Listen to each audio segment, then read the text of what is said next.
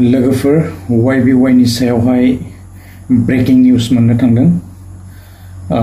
थाबैनो ना YBY आ निश्चय बेन जानो थांगासिनो नामा तो इसे नायलांदो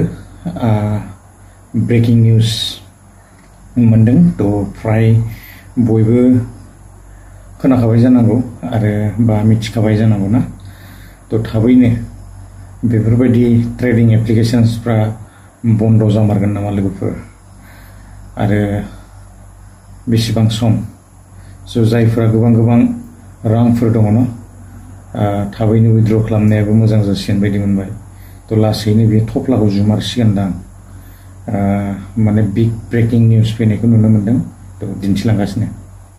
YBY ट्रेड बुल ट्रेडिं एपफोरनि हेंथायै गोख्रों राहा लानो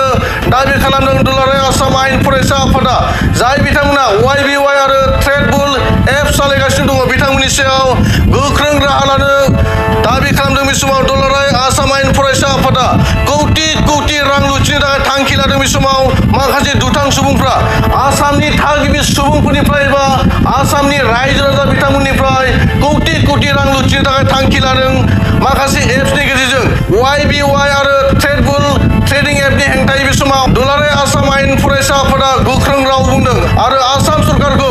गोख्रों नोजोर होनो दाबि खालामदों दुलाराय आसाम आयेन फरायसा आफादा जाय बिथांमोना YBY आरो ट्रेड बुल एप सालायदों बिथांमोननि सायाव बे समाव गोख्रों दाबि खालामदों दुलाराय आसाम आयेन फरायसा आफादा दुलाराय आसाम आयेन फरायसा आफादा बे समाव गोख्रों दाबि खालामदों YBY ट्रेड बुल